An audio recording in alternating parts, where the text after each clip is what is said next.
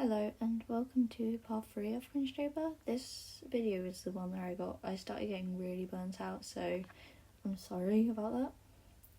The first prompt was a first attempt.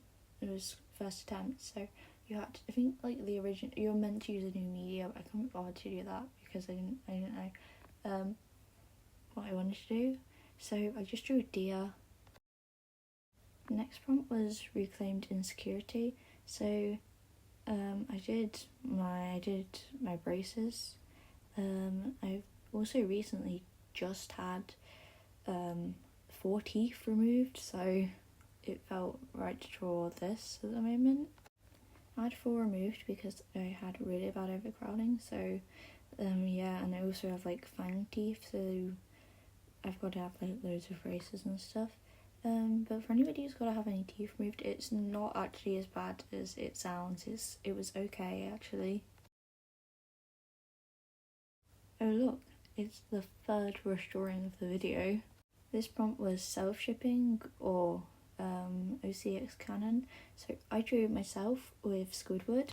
This drawing actually has a story behind it because I was at school in business studies and I was joking around and I was drawing myself with Squidward, and then the fire alarm went off and I had to just abandon it. So when we were evacuating, my shoelace was undone, so I just stopped and I made my friend stop and wait while I tied my shoelace. So me and my friend could have burnt because of a untied shoelace, but you know, I've got to be safe. I could trip.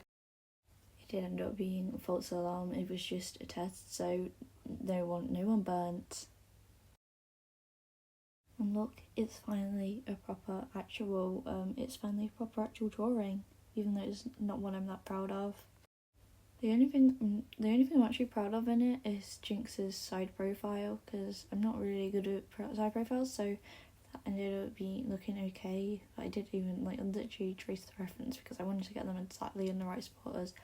So right, the prompt was AU, so I wanted to draw Miles and.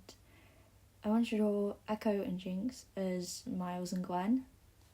I'm really annoyed at how Echo's face looks. Just like, why doesn't it look right? I don't know why it doesn't look like Echo. So I definitely need to redraw this in the future and make Echo look more like Echo. My first idea for this prompt was to draw my OCs make my OCs personas, but I ended up not doing that in the end.